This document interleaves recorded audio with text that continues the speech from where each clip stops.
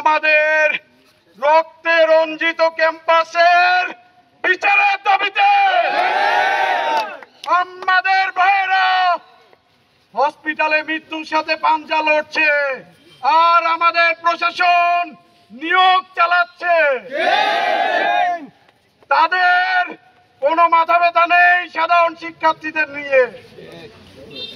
গত 1 বছর সাধারণ শিক্ষার্থীদের জন্য দৃশ্যমান কোনো কিছু কি আপনারা দেখতে পেয়েছেন?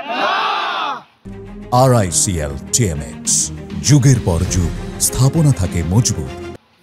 তো এই প্রশাসনকে কি আমরা দেখতে চাই? আমরা এই প্রশাসনকে বলবো, ব্যর্থতার দায় নিয়ে সসম্মানে আপনারা পদত্যাগ করুন। আমরা আমাদের আন্দোলন চলমান রাখবো যতক্ষণ না আমাদের দাবি আদায় না হয়।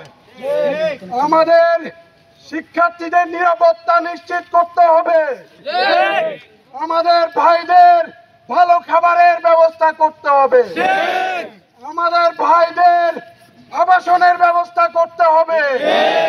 আমাদের ভাইদের নিরাপদ ক্যাম্পাস বিনির্মাণে আপনাদের দৃশ্যমান কার্যক্রম দেখাতে হবে। অবিলম্বে প্রশাসনের পদত্যাগ করতে হবে। অবিলম্বে প্রশাসনের পদত্যাগ করতে হবে।